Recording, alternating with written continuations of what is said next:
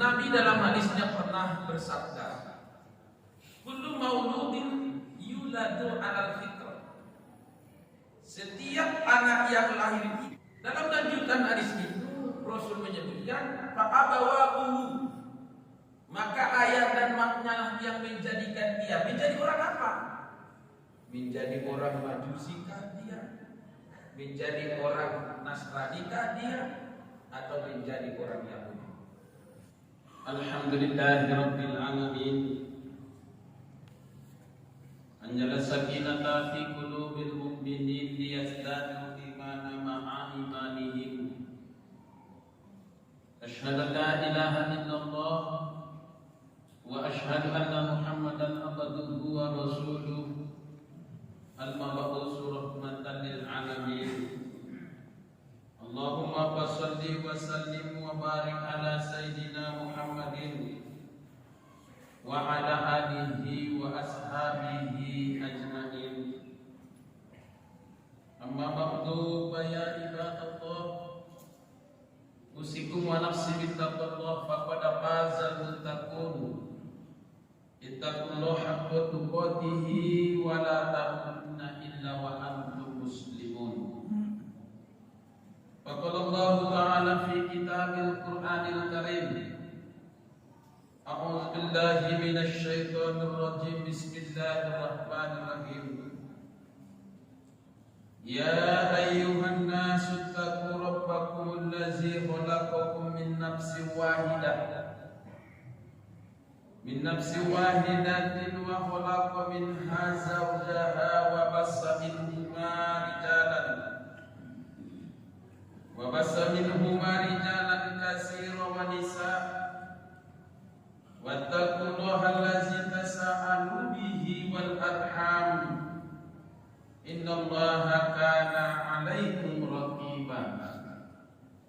Shadaqallahul azim wa shadaqar rasulun nabiyul karim. Ma'asyiral muslimin jamaah salat Jumat rahimakumullah.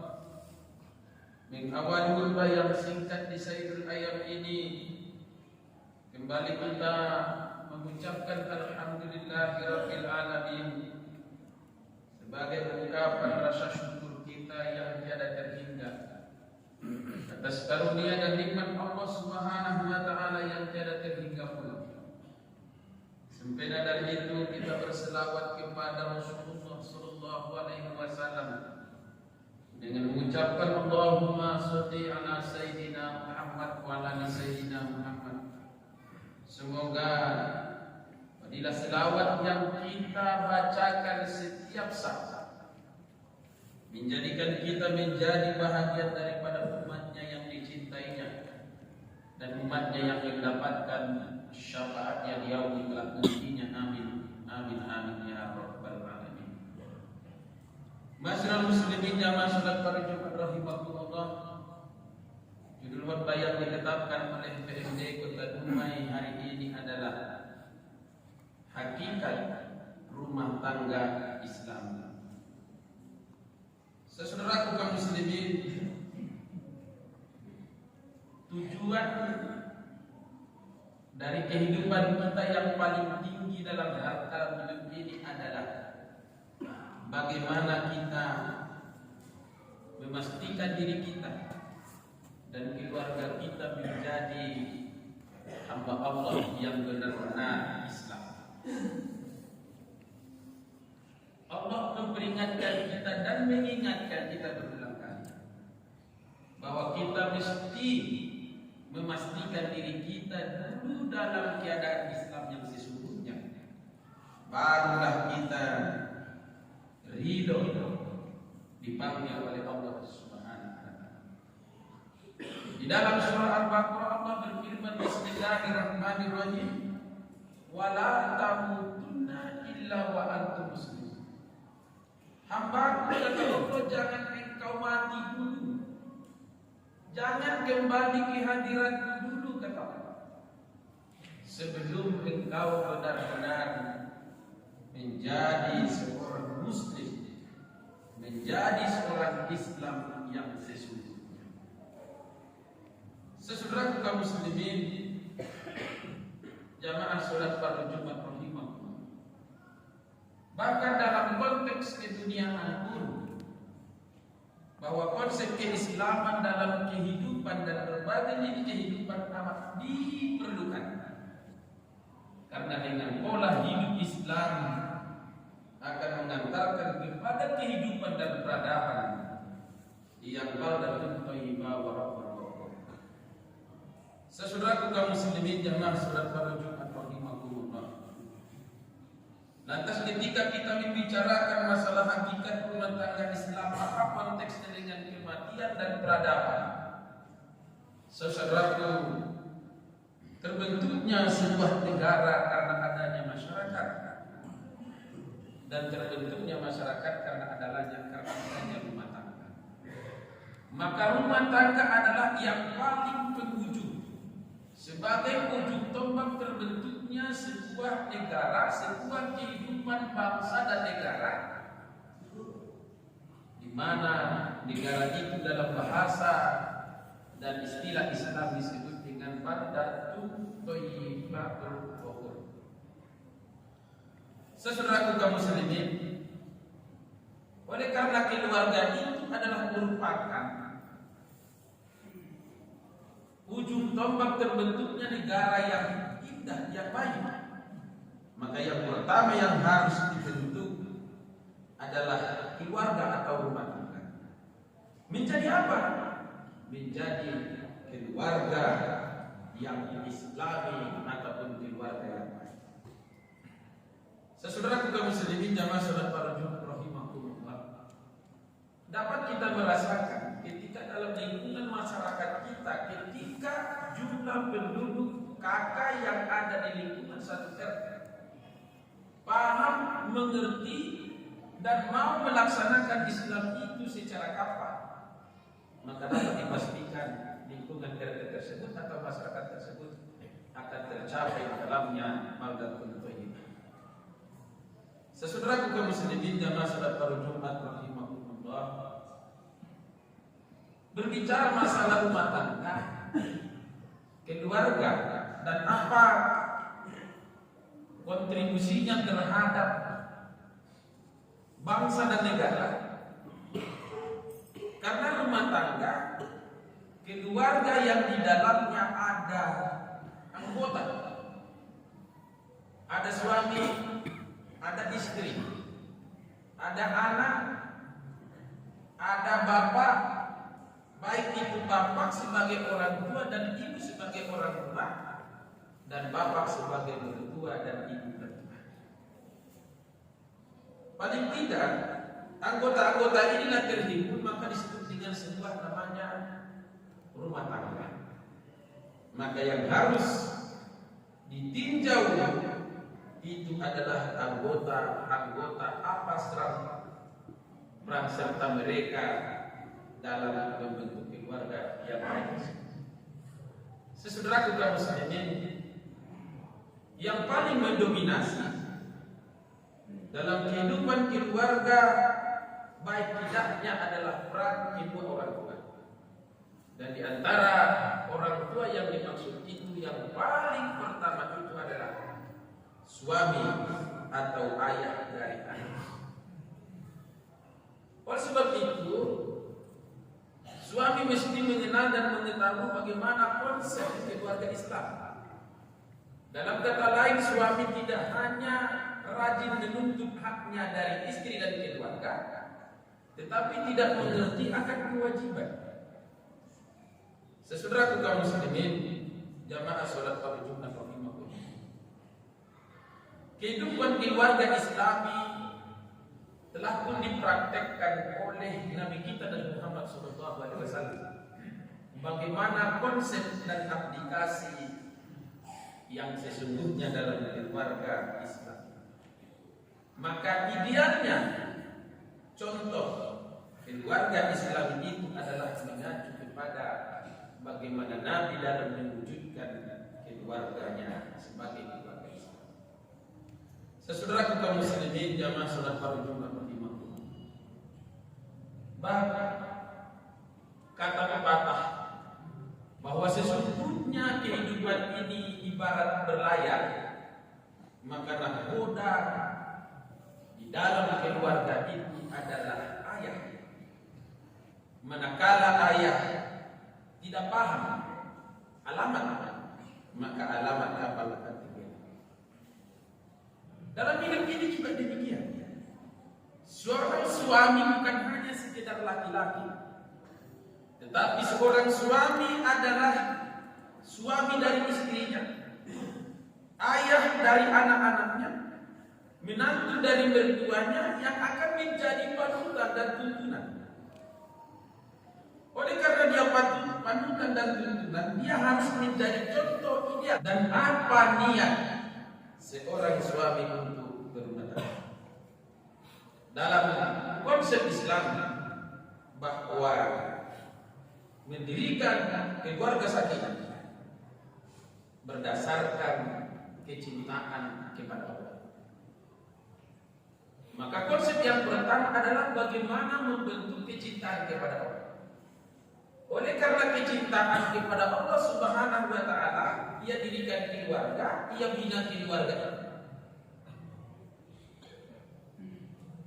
Sesudah kaum muslimin jamaah salat pada Jumat rahimakumullah. Inilah fondasi yang sesungguhnya. Cinta kepada Allah dan tidak ada motif atau unsur, apalagi hanya sekedar pemenuhan kebutuhan biologis. Kemudian setelah kita mengenal bahwa asas perkawinan ataupun asas terbentuknya keluarga adalah untuk meraih kecintaan Allah Subhanahu wa taala, maka kita harus memahami bagaimana agar cinta Allah Subhanahu wa taala tersebut tercucur kepada keluarga, tercucur kepada diri kita. Cinta Allah Subhanahu wa taala hanya Rahman dan Rahimnya, ia curahkan itu kepada orang yang taat, yang beriman, yang taat kepadanya. Maka dengan asas akidah, penanaman akidah kepada keluarga, apatah lagi kepada anak-anak, adalah suatu yang pertama dan mutlak harus ditransfer, harus diberikan, harus dididik oleh seorang ayah kepada anak. Surat kaum muslimin jamaah salat pada Jumat rahimakumullah. Nabi dalam hadisnya pernah bersabda, kullu mauludin yuladu 'alal fitrah.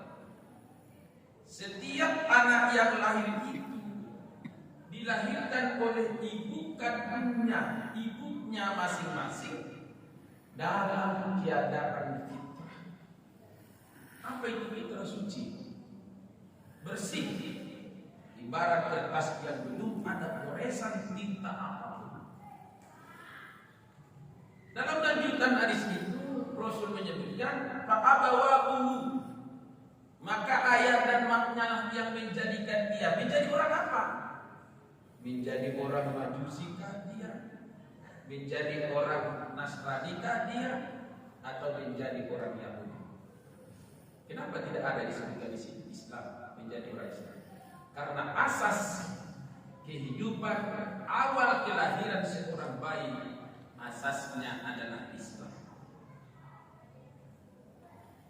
Fitrah. Apa itu fitrah? Bersih, suci, dan Islam itu bersih dan suci. Oleh sebab itu dalam hukum, anak yang belum akil balik, anak yang belum mumais, yang belum akil balik, tidak ada hukum taklif kepadanya, tidak ada bantuan kepadanya. Karena beban taklif atau hukum itu berlaku setelah dia akil balik.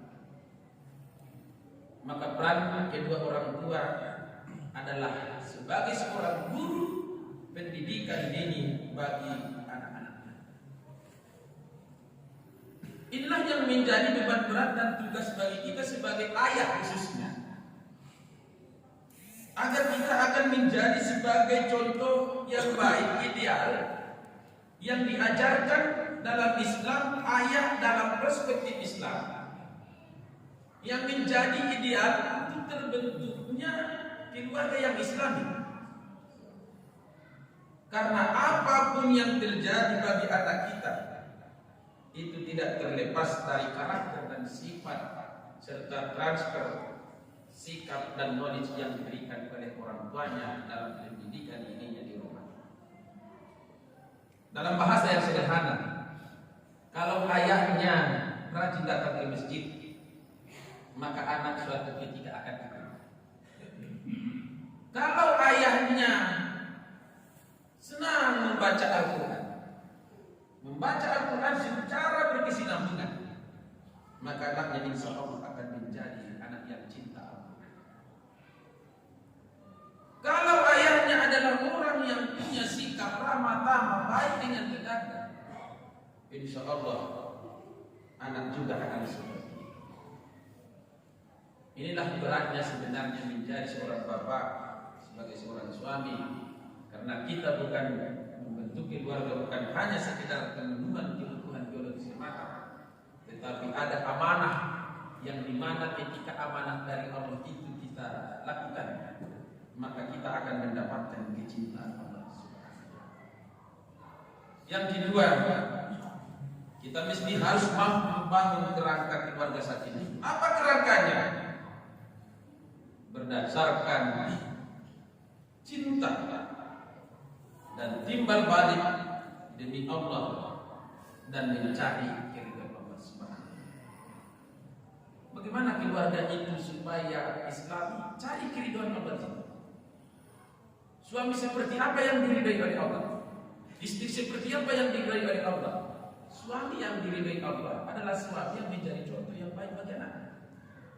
Suami yang diridai oleh Allah adalah suami yang menjadi guru terdepan dan dasar bagi anak-anaknya. Saudaraku kaum muslimin, anak, istri adalah bahagian daripada tanggung jawab yang harus kita bertanggungjawabkan nantinya di akhirat. Ketika kita masih lajang, kita hanya mempertanggungjawabkan diri kita. Tapi yakinlah ketika kita sudah berumah tangga, maka istri, keluarga kita, anak-anak kita akan menjadi tanggung jawab bagi kita. Kemana kita mereka bawa, kemana kita mereka arahkan, ilmu apa yang sudah kita berikan kepada mereka. Sudahkah kita tanamkan akidah? Sudahkah kita ajarkan bagaimana pula kehidupan Islam itu yang sesungguhnya kepada mereka? Itu tergantung. Ketika Allah meminta itu nantinya di akhirat, maka italah orang yang paling pertama diminta. Al-yawma naftimu ala afwahihim wa tukallimuna aydihim wa tashhadu arjuluhum bima kanu yaksibun. Kita tidak bisa berkilah dan tidak bisa mengelak, bahkan berargumentasi dan bersilaturahmi, karena yang berbicara ketika di pengadilan Allah Subhanahu wa taala nantinya adalah tangan kita. Wa tashhadu arjuluhum, dan kami akan menjadi saksi apa yang dibuat dalam kehidupan ini. Semoga pola inilah yang kita cita-citakan. Yakinlah ketika pola Islam yang kita tanamkan di dalam keluarga kita, dan di antara salah satu keistimewaan itu, tanamkanlah akidah di dalam hati. Dimanapun anak kita mau jauh dia dari kita dengan alasan domisili yang berbeda atau masih sekolah kuliah, tapi ketika kita sudah menanamkan akidah di dalam hatinya, akidah itu akan menjadi supervisor, akidah itu akan menjadi controlling dalam hidupnya. Akidah itu telah menyimpan nasihat-nasihat orang tuanya sekalipun dia jauh dari orang. Dengan modal-modal inilah, apalagi dalam kondisi kehidupan yang serba-serbi hari ini, tidak dikenal mana yang baik dan mana yang tak baik, mana yang benar dan mana yang bohong, maka satu-satunya cara bagaimana kita menanamkan akidah yang benar dan konsep serta pola Islam yang benar yang tertuang dalam Al-Quran, dalam hadis pada keluarga dan anak-anak kita. Semoga berbayang singkat ini menjadi buah pikiran bagi kita agar kita dapat mengimplementasikannya dalam kehidupan kita sehari-hari, khususnya kita kaum Adam ini. Kita mengemban amanah tugas yang luar biasa dari Allah Subhanahu wa taala. yang manakala tugas dan amanah itu dapat kita laksanakan dalam hidup kita, kitalah orang yang pertama bahagia nantinya dunia. Fakta baru ya ulil abasar la'allakum tuflihun. Barakallahu li wa lakum fil Qur'anil karim wa nafa'ani wa iyyakum bima fihi minal ayati wa zikril hakim wa taqabbal minni wa minkum tilawatahu innahu huwal ghafurur rahim.